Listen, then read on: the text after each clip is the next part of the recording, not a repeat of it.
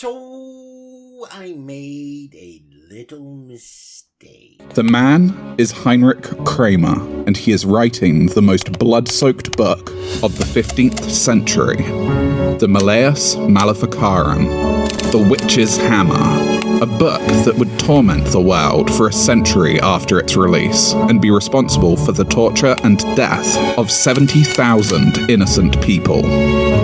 Treating of three necessary concomitants of witchcraft, which are the devil, a witch, and the permission of Almighty God. He goes on to say that female empowerment would bring on the apocalypse. He even made the title of the book Female, to hammer home his point. Malleus Maleficarum is a hammer used only on women. So, you must find the mark. We must find the mark. Greetings, fellow worker slaves podcasting at 128 kilobits from the Fortress of Qualitude, located not far from the Redneck Mecca. This is the Atheist in the Trailer Park podcast. I'm your host, Tucker. I'm not going to say his name because he's finally decided to leave me alone. Because he wants me to go to bed, even though it is nowhere near the time I normally go to bed. I have not seen Lord Squeakington in a while. Yes, it's a podcast hosted by a guy and he's cats. Get over it. And I know what you're thinking. Why the fuck does this episode have a weird number? And, isn't this supposed to be a news show episode? Well, here's what happened.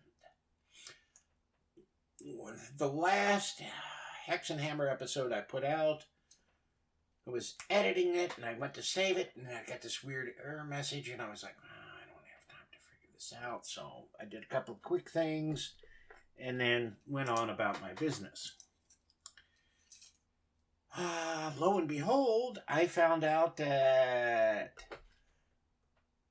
I did a little goof. And instead of putting out the Hex and Hammer episode that I did put out, I should have put out what you're going to hear in this one. So that's why this has that weird episode number and why it's coming out now. I have no idea if I'll be able to do the news episode, which would normally be scheduled for tomorrow, because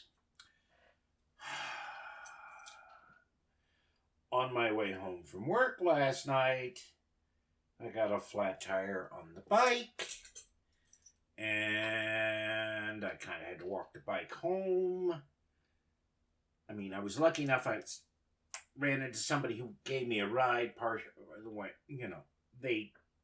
I was part way home and they saw I was having problems and they were kind enough to give me a ride home. So, my plan was going to be to fix the bike today before I went to work, but I didn't wake up in time, and so I'm going to try to do that tomorrow.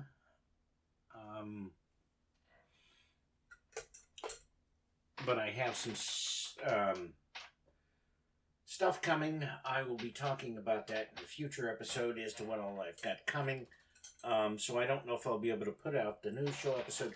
It really all just depends on how long it takes me to swap the tube and the tire out. Fortunately, I know I've got the right size tube, because that is a huge problem. For some goddamn reason, they don't make the tube sizes clear, and I'll buy what appears to be the right size tube for the bike, and then when I go to put it on, nope, it does not fit for whatever reason. But I know for a fact I have one tube that is precisely the size I need for the bike. So I will be able to do that. It's just a question of how long it's going to take. me to do it, and how long it's going to take, dealing with some of the other stuff. There's Mr. Fussy. Yes. So I don't know if I'll be able to get the news show episode out tomorrow. If I can, I will. If I can't, well, I'm sure you understand.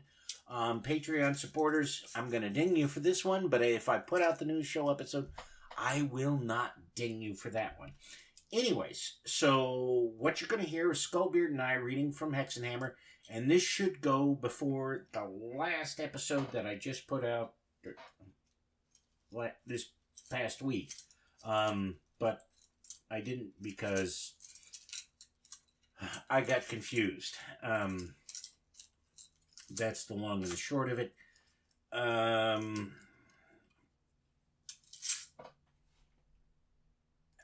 If I don't have time to put out the new show episode this week, it'll go out next week. And I'm going to skip everything that's going on around here because if I say it now, then I won't have anything to talk about on the news show episode if I can put one out tomorrow. But anyways, this bit, it won't make it any clearer than, the last episode. But there's some good stuff in it. So it's kind of enjoyable, and you'll, when I start putting in some new bumpers, you'll find out exactly where I got the idea from listening to this one. All right, so let's get to Skullbeard and I reading from Hexenhammer. And smell like bullshit. This is it. I don't know if you can hear this or not. I cannot. Okay.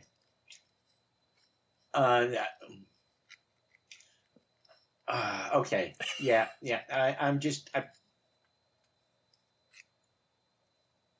Okay. The Bugs Bunny cartoon, where he beats the vampire and he does the magic words and phrases and. Yeah. I just found that, so I've been meaning to look for it, and I just remembered to do that. So that's going to have to be downloaded and dropped into, if not this episode, some episode in the near future. Oh, yeah. Well, I dropped a link for you in the chat for Tesco V and White Flag, Hot Rails to Hell. Probably good for a copyright violation or whatever, but the intro is worth listening to. Yeah, I'll give it a shot. I didn't want to. I saw that. I didn't want to fire it up until later. But that whole thing that we've been reading here just reminded me of the Bugs Bunny thing, and I'm like, no, I got to get this down before I forget because I've been meaning to do it for a while. And yep.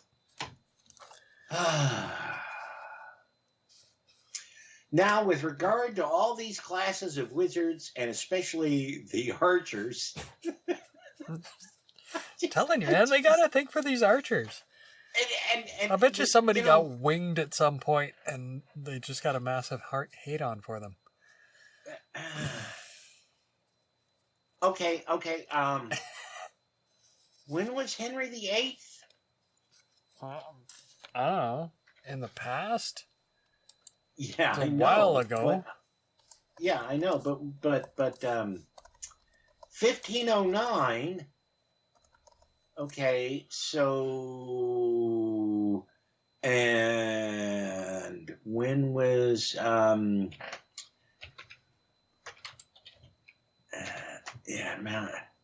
Okay, yeah. See, man, this is just this is kind of confusing. Because Henry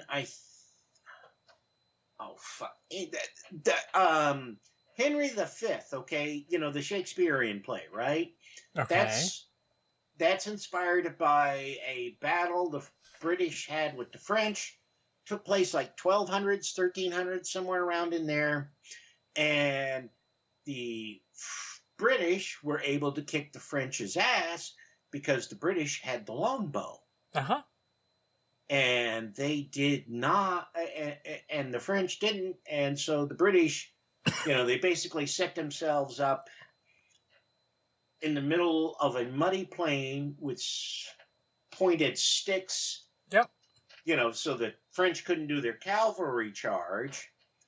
And the British archers wiped out, not totally, but, basically wiped out the French army. By raining death on them, yes. Yeah, and that made the British like one of the largest powers in Europe because they got Brittany and a few other parts of France. But yeah, they had a technological advantage that allowed them a victory. But these guys were Krauts, so I don't know why they would hate. That I can't see them hating the archer for that. And Henry VIII was. It's because it's the one guy who took the castle all by himself. And Henry VIII wasn't, he wasn't born when this thing was originally written, so. All right. Where the fuck were we? I think it was now with regard to all these classes of wizards, especially the archers, it must be noted as has been declared above, whether they are to be judged as heretics or openly taken in that sin. And we have touched on the part of this matter before in the first question of the first part.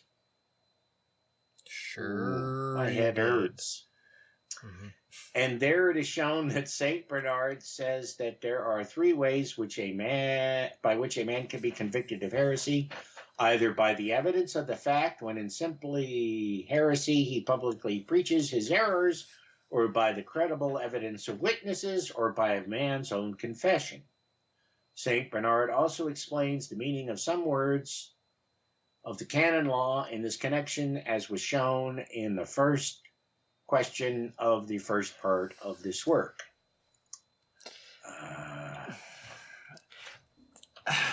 It seems to me like they're padding this out because half of the fucking paragraph is just referring to something that happened before in this book and something that happens after in this book.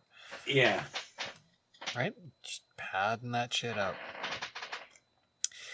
It is clear, therefore, that archer wizards and those mages who enchant other weapons are to be considered as manifestly guilty of flagrant heresy, though some express pact with the devil, since it is obvious that their feats would not be possible without the devil's help. Or they could just be better than you. Secondly, it is equally clear that the patrons, protectors, and defenders of such men are manifestly to be judged in the same way and subjected to the prescribed punishments, for there is not in their case, as there may be in that of several others, any doubt as to whether they are to be regarded as lightly or strongly or gravely suspected. But they are always very grave sinners against the faith, and they are always visited by God with a miserable death. Yeah, especially when you're the one doing the Inquisition. Yeah, and I'll just say that the first part of the... first question of the first part? First part of this work with about St. Bernard. Yeah. Gibberish. I'm shocked. I figured you would. For it is told that a certain prince used to keep such wizards in his favor, and by their help unduly oppressed a certain city in matters of commerce. And when one of his retainers remonstrated with him over this, he threw away all fear of God and exclaimed, "God grant that I may die in this place if I am oppressing them unjustly." Divine vengeance quickly followed these words, and he was stricken down with sudden death. And this vengeance was not so much on account of his just oppression as because of his patronage of heresy. So God doesn't care if you treat people like shit, just so long as you don't give credit to Satan for it. Your ability to do it. What a nice God. Yeah. Thirdly, it is clear that all bishops and rulers who do not essay their utmost to suppress crimes of this sort with their authors and patrons are themselves to be judged as evidence abettors of the crime, and are manifestly to be punished in the prescribed manner. Obviously. Mm-hmm. Somebody was making noise, but I don't see them. Which is suspicious. And you don't even have kids. No. They're even worse about that shit. Yeah. I didn't pay attention to the middle child. Well, we kind of weren't paying attention to the middle child for, I don't know, 5-10 minutes. Seemed awfully quiet. She had taken a pair of scissors and went straight back behind her ear. About halfway behind her head. And it took years for that to grow back in. Really? Yeah. Just don't pay attention for a couple of minutes and they get into shit. I'm sure, much worse. Yeah. Well, he's doing something. So, did he manifest himself an opposable thumb through Satan's powers with God's permission and open his own damn can of cat food? No, he was attacking a cardboard box. Okay. And it's one of those, well, cats are weird kind of moments. Because I was like, he has not gotten into the nip, so why is he? And then he just had this guilty look on his face when I stared at him. And then he ran off. Goofball. Yeah. Oh, I forgot to tell you this. And this is just, this is,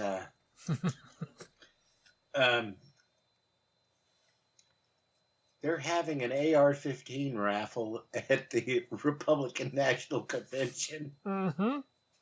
Yeah, I saw that. It's like, really? I know, they're fucking tone deaf. They probably planned that for months. It's like, man. Daniel Defense even. It's even a Daniel Defense, and I'm... Wasn't it you that asked if it came with a bump stock? It's like, what the... Well, they're lucky that he didn't have a pump stock. Mm-hmm. And somehow... Well, he would have just hosed it down and he would have killed more people instead of who he was aiming at. Yeah. You're going to have to give me a minute. Somehow the window got closed. There we go. Shift Control T. Yeah, I brought it back up, but it's like, geez, how did that happen? I don't know. And it's, it's taken a second or two for it to load. All right. Part 2, question 2. The method of destroying and curing witchcraft. In introduction, where is set forth the difficulty of this question. Actually, I think the difficulty is going to be in trying to understand your answer. Mm-hmm. Oh, here's a good question right off the bat. Oh, yeah? Give her. Is it lawful to remove witchcraft by means of further witchcraft or by any other forbidden means? Well, I'm going to guess. I'm going to go out on a limb and say all's fair in love and war, or maybe fight fire with fire, or if consequences dictate a course of action, it doesn't matter what's right or only wrong if you get caught. And you would be wrong, apparently. Of course. It is argued that it is not, for it has already been shown that in the second book of sentences and the 8th distinction all the doctors agree that it is unlawful to use the help of devils, since to do so involves apostasy from the faith, and, it is argued, no witchcraft can be removed without the help of devils. For it is submitted that it must be cured either by human power or by diabolique, or by divine powers. It cannot be by the first, for the lower powers cannot counteract the higher, having no control over that which is outside its own natural capacity. Neither can it be by divine power, for this would be a miracle which God performs only at his own will, and not at the instance of men. For when his mother besought Christ to perform a miracle to supply the need for wine, he answered, "Woman, what have I to do with thee?" And the doctors explained this as meaning, what association is there between you and me in the working of a miracle? Also, it appears that it is very rarely that men are delivered from a bewitchment by calling on God's help or the prayers of the saints. Therefore it follows that they can only be delivered by the help of devils, and it is unlawful to seek such help. So, you're fucked. And not the good way. No. They're not buying any flowers. Do not pass go. Do not collect $200. Mm-hmm. Again, it is pointed out that the common method and practice of taking off a bewitchment, although it is quite unlawful, is for the bewitched persons to resort to wise women. Oh, misogyny. A little bit, yeah. Yeah, been a while. Mm-hmm. Moments since we've had any, by whom they are very frequently cursed, and not by priests or exorcists. Cured. Okay, so hold on with me here for just a moment. If the witch can remove a curse, but the priest or exorcist can't, who are you going to call? Ghostbusters? Mm-hmm. So experience shows that such curses are affected by the help of devils, which it is unlawful to seek. Therefore, it cannot be lawful thus to cure a bewitchment, but it must patiently be borne. Fuck you. Fucking fuck you. Yep. That's exactly what it is. Fuck you. I mean, that goddamn, that is some ableist shit right there. Yep. I mean, I've had some really serious gastronomical issues in the past, and I wouldn't wish that shit on anybody. Nope. And telling me, oh, well, priest can't do anything for you. This is your cross so you to just bear. Mm-hmm. Fuck you. Yep. Fucking fuck you. In the ear with a rusty cordless drill, yes. It is further argued with a chainsaw. Mm-hmm. It is further argued that St. Thomas and St. Bonaventura in Book 4, Distribution 34, have said that a bewitchment must be permanent because it can have no human remedy. For if there is a remedy, it is either unknown to men or unlawful, and these words are taken to mean that this infirmity is incurable and must be regarded as permanent. And they add that, even if God should provide a remedy by coercing the devil, and the devil should remove the plague from a man, and the man should be cured, that cure would not be a human one. Therefore, unless God should cure it, it is not lawful for a man to himself to try in any way to look for a cure. God, the fucking Christian Scientists, man. Uh-huh. Yep. Mm-hmm. These are some regressive motherfuckers. That's putting it mildly. I don't know if you saw, but there was a trial of a new medication, and they found out that it prevented HIV infection in 100% of the cases. Nice. Yes, I understand we have effective PrEP. Well, this is something other than PrEP. You only need one dose, like one injection or maybe two injections, but it's every 6 months. Yep. And speaking as someone who had to watch a whole lot of his friends die in the late 80s, early 90s, fuck your God. Yep. If that's, if that is verboten. Yep. Running fucking a rolling donut. Because, I mean, Jesus. God, man, I mean. Uh-huh. Jesus suffering fuck. Fuck this, man. I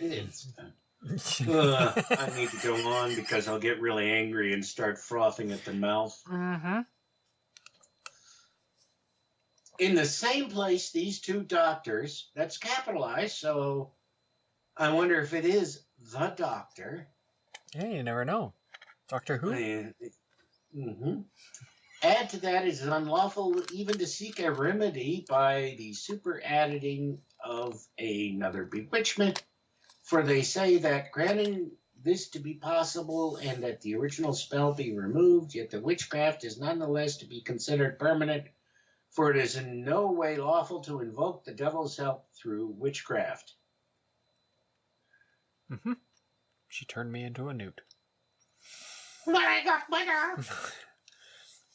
Further, it is submitted that the exorcisms of the church are not always effective in the repression of devils in the matter of bodily afflictions, since such are cured only at the discretion of God, but they are effective always against those molestations of devils against which they are chiefly instituted, as, for example, against men who are possessed or in the matter of exorcising children. Why do I have the feeling that a whole lot of those children who were quote-unquote exorcised died? Well, God needed another angel or whatever, so he called Sweet Timmy home. Yeah. Why not just make Sweet Timmy in heaven? That would be too easy. Yeah.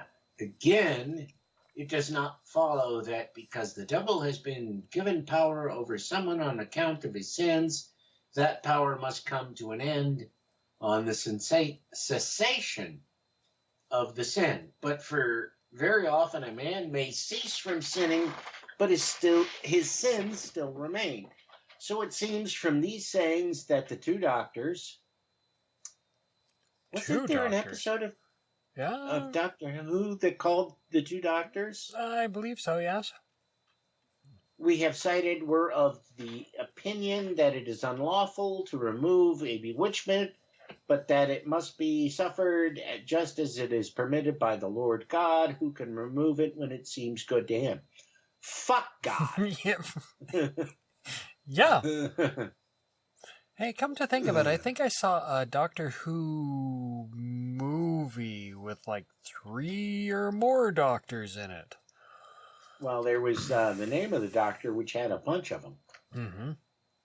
Ah, yes, Doctor Who. Season 22, Episode 7, The Two Doctors. Uh-huh. And it has none that I am familiar with other than, like the one really old guy who's not the old guy in the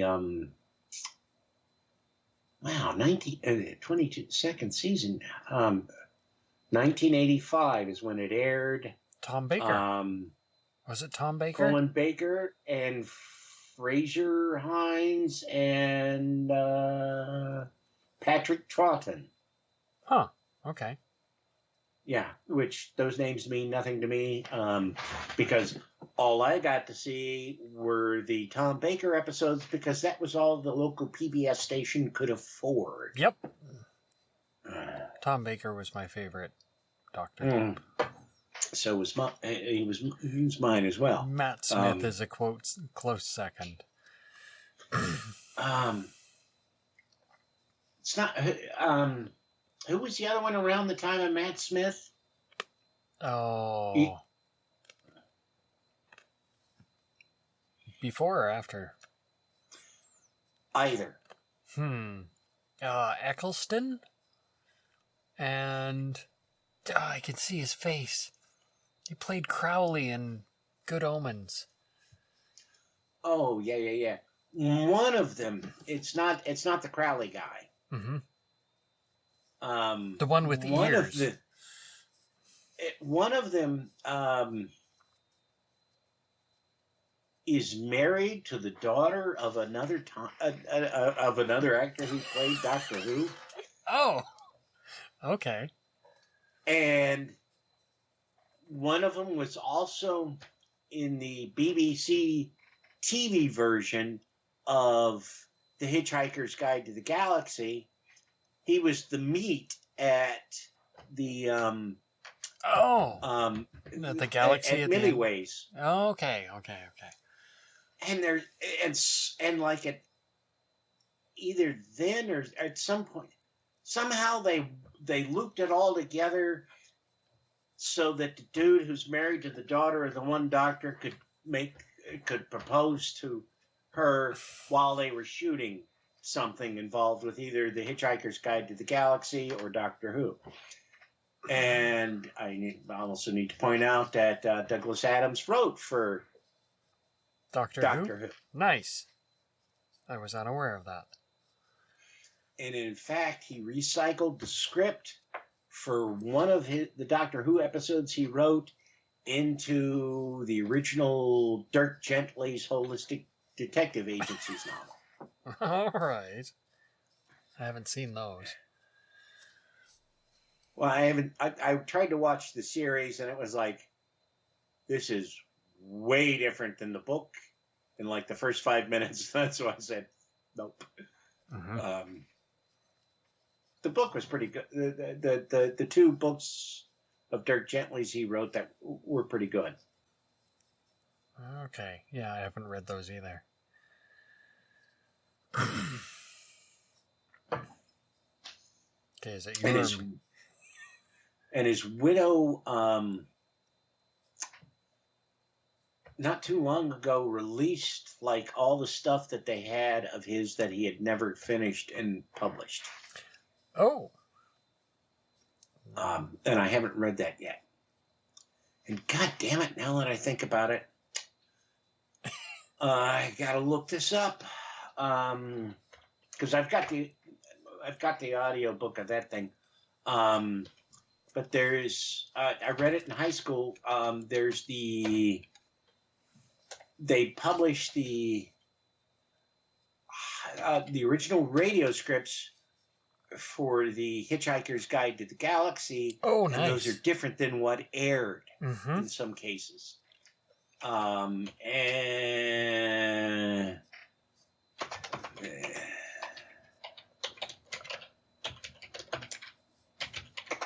And I don't have a copy of that. And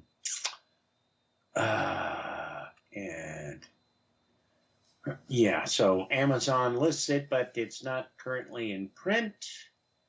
Of course. Oh my, the used copy is very cheap. Ooh. For the hardcover. Uh-huh. $16. $16? That's not bad. Nope, that hits the buy now button. That's it. Because, it's less than $20 when I get it. So. Yep, might as well. Yeah. Okay, so where were we in this nightmare? Again, it does not follow that. Because the devil has been given power over someone on account of his sins, that power must come to an end on the cessation of the sin. For very often a man may cease from sinning, but his sin still remains. Oh, no, we're not. I think we're past this. So it seems from these sayings that the two doctors we have cited were of the opinion that it is unlawful to remove a bewitchment, but that it must be suffered just as it is permitted by the Lord God, who can remove it when it seems good to him. Yeah, or not, as the case may be. Yeah. Did we? I could swear. I don't know. I could swear I don't know if we did that or not. Yeah, I know. It's like, all this stuff sounds so familiar. Against this opinion, it is argued that just as God and nature do not abound in superfluidities, so also they are not deficient in necessities. The bare necessities. And it is a necessity that there should be given to the faithful against such devil's work, not only a means of protection, of which we treat in the beginning of this second part, but also curative remedies. For otherwise the faithful would not be sufficiently provided for by God, and the works of the devil would seem to be stronger than God's work. All right. Mm-hmm. I thought I could have sworn they just said the opposite, but whatever. Yeah, that's what I was about to say. To sum up, prior to this, they said you just gotta hope God does something for you, and if He doesn't, well, that's tough. That is tough shit. And, yes. Yeah. And I have I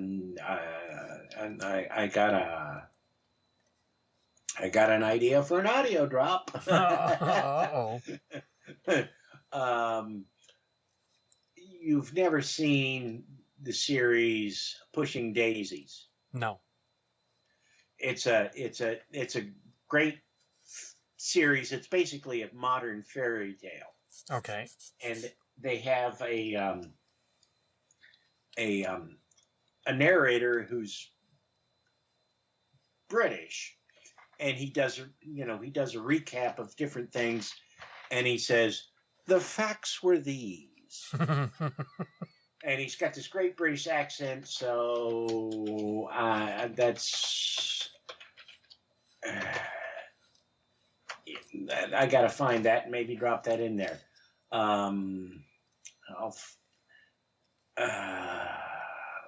Let me see if this is a short. Okay, come on.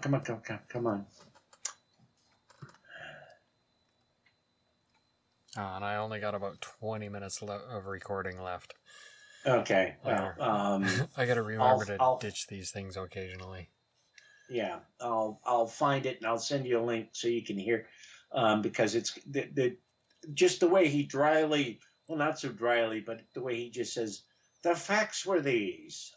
It's going to have to be a drop in these episodes somewhere. And there is the gloss on that text in Job, there is no power on earth, etc. The gloss says that although the devil has power over all things human, he is nevertheless subject to the merits of the saints and even to the merits of saintly men in this life. I will never be able to find it again, I'm sure. But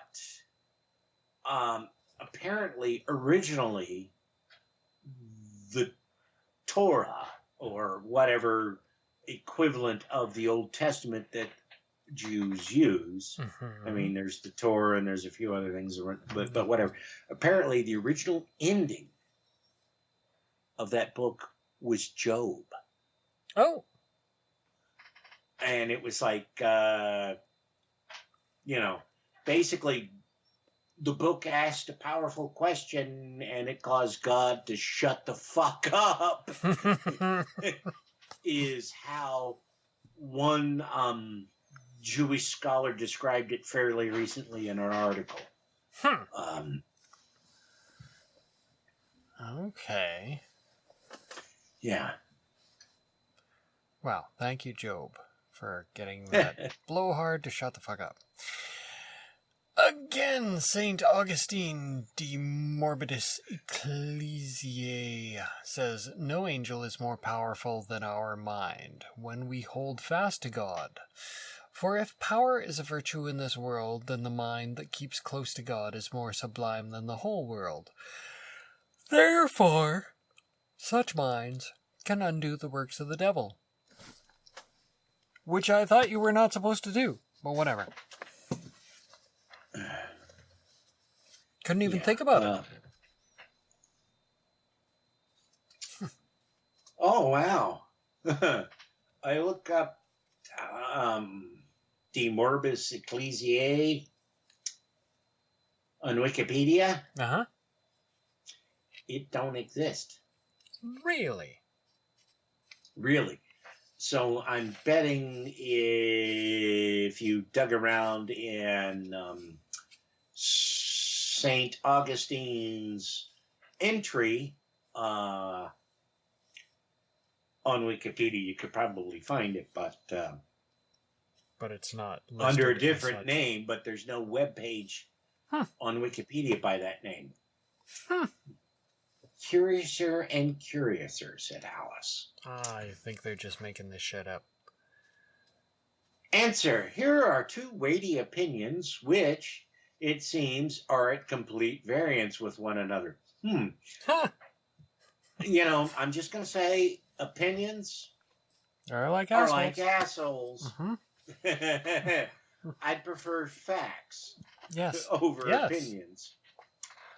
For there are certain theologians and canonists who agree that it is lawful to remove witchcraft even by superstitious and vain means. And of this opinion are Duns Scotus. Uh-huh. What the fuck? Duns Scotus, I guess it's somebody's name.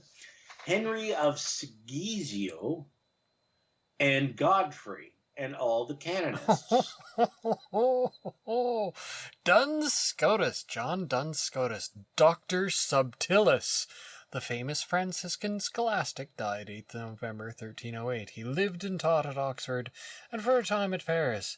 His complete work with the commentaries appeared at Paris 1891-95 in 26 volumes, quarto being a reprint of the 12 folio volumes which were issued by Luke Wadding in 1639 at Lyons. That's a hell of a name, though. John Duns Scotus, Dr. Subtilis. Yeah, I just have the feeling this is like something, you know, like the originalists on the Supreme Court. But it is the opinion of the other theologians, especially the ancient ones, and of some of the modern ones, such as St. Thomas, St. Bonaventura, Blessed Albert, Peter Apollud, and many others, that in no case must evil be done that good may result, in that a man ought rather to die than consent to be cured by superstitious and vain means. Just want to point out, thou shalt not kill is a commandment, and if you kill a really evil person, you're technically doing an evil, but things might be really better for everybody if you kill that evil person. You know, sort of like... Let's kill Hitler. Yeah. Yeah, right. You know, I mean, if you find yourself, say, in Germany in the late 1800s, and there's this little baby, and you're like, that baby's going to grow up to be Hitler. I'm only going to be here for about 5 minutes. Bad thing to stab babies, but baby's going to be Hitler, so stabby, stabby. Or catch him when he flunks out of art school, or, you know, maybe something happened in the after the beer hall putsch or something, and yeah, you know. Oh, you know that there was a dude who, near the end of World War II, he was a British sniper, and he had Hitler in his sights. Okay. And he didn't pull the trigger because, like, the war was about, you know, it was like days before the armistice. And he's like, you know, too many kids have died. And so he didn't shoot Hitler. And it's like, dude. You could have sped it up by just a couple of days. I mean, come on. Yeah, and apparently, not only was he interviewed by the British press sometime in like the 30s or something like that, Hitler even said, yeah, I'm at some point said, yeah, there was a sniper and he had his gun pointed at me, but he never shot. And then the war ended. So it's not like the dude was bullshitting. It was, Hitler said, yeah, I saw him and I thought I was dead, but he didn't kill me. Okay. Wait a minute. Didn't he shoot himself? When did he say this? I'm going to have to look this up. No, he got injured in the groin and he was hit by a poison gas attack. Oh, in World War One. Okay. Yeah. Okay. He shot himself in World War II. Yeah, I was going to say. As somebody said, people give the 32 caliber weapon a, they laugh at it, but it is the only weapon to ever have shot Hitler. Or killed Hitler. Yep.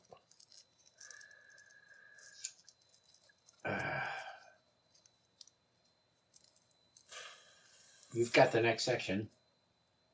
Okay, let us now examine their opinions with a view to bringing them as far as possible into agreement. Scotus, in his fourth book, Distribution 34, on obstructions and impotence caused by witchcraft, says that it is foolish to maintain that it is unlawful to remove a bewitchment even by superstition and vain means, and that to do so is in no way contrary to the faith. For he who destroys the works of the devil is not an accessory to such works, but believes that the devil has the power and inclination to help in the infliction of an injury only so long as the outward token or sign of that injury endures. Therefore, when that token is destroyed, he puts an end to the injury. And he adds that it is meritorious to destroy the works of the devil, but as he speaks of tokens, we will give an example. And in drilling down in the works of Thomas Aquinas,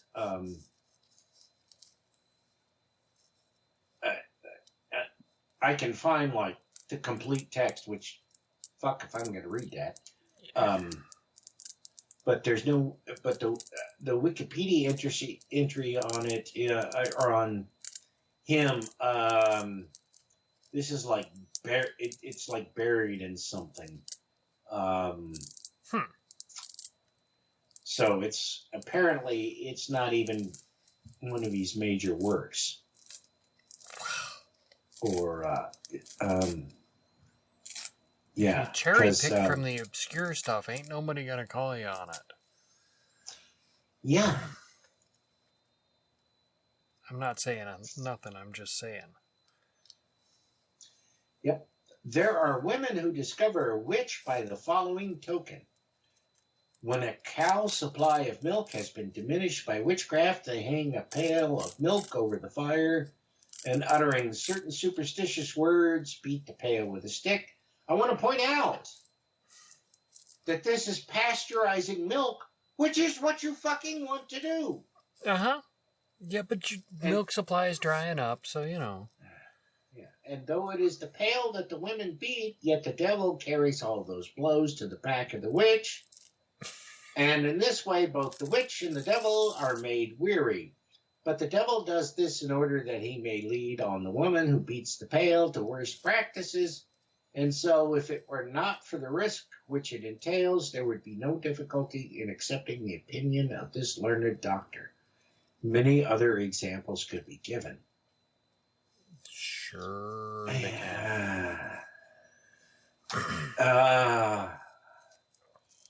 You know, given the misogyny in this era, this really really, really, really sounds like an attempt to discredit women who had enough sense that if they heated the milk, it would not be bad for you. Yep. And they prefer their raw milk, so whatever. This will sort itself out in payroll. You know why Americans like raw milk? I mean, forget the woo shit. There's an actual reason why Americans like raw milk. Oh, enlighten me. You guys in Canada do not have homogenized milk. Sure we do. Well, but it's not the dominant, or at least it wasn't the dominant for a long period of time. No, there's 1%, 2%, homo. Right. Yeah. Any kind of milk you get in America, whether it's 1% or whatever, is all homogenized. Oh, lovely. Okay. Which means that they basically put it in a giant paint mixer and shake it up so that all the fat and everything is blended together. Yep. If you have milk that is not homogenized but is pasteurized, yep, it is more flavorful than homogenized milk because the homogenization takes away some of the, it does stuff to it binds the fat up in such a way that it doesn't impart the same flavor that non-homogenized milk does. Yeah. I know this because I worked with a guy who was Canadian, and he said one of the things he always did when he was in Canada, when he'd go back home to visit family and things like that. Yeah. One of the things that he would do when he encountered an American was make sure that they had some Canadian milk that was not homogenized because it tasted different. Because prior to homogenization, when you got milk in the States and it sat for a short period of time, it'll separate out. You'll get the cream on the top and everything. And since when you homogenize milk, it doesn't do that. And we developed homogenation as part of supplying the troops in World War II. And you want to fork it here? Well, I was thinking we could go through the next paragraph and then fork it at Ubertinus. Okay, we'll do that then. Because, I mean, it stands out or whatever. Henry. Oh. Is it your turn or my turn? I think it's my turn. Okay, you can go. Henry of Segusio, in his eloquent Summa on genital impotence caused by witchcraft, says that in such cases, recourse must be had to the remedies of physicians. Oh, yeah, good luck with those guys. They'll drain you of blood. And although some of these remedies seem to be vain and superstitious cantrips and charms, yet everyone must be trusted in his own profession, and the church may well tolerate the suppression of vanities by means of others' vanities. So the little blue pill is okay. Yeah, I guess. I don't know. I'm not even gonna. Or not, I don't know. Maybe it's God's will. Yeah. That's it for this episode of the Atheist in the Trailer Park podcast. You can subscribe to the show on iTunes. It's also on Stitcher, and most of the episodes are on YouTube. Follow the show on Twitter at tparkatheist, and it's on Facebook at facebook.com/trailerparkatheist.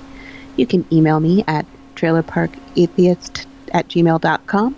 Show notes can be found at tparkatheist.blogspot.com. If you happen to like the podcast, please rate it on iTunes. If you'd like to donate to support the podcast, there's a donate button on the show notes page. You can also support the show on Patreon at patreon.com/TNTucker. The podcast, there's a donate button on the show notes page.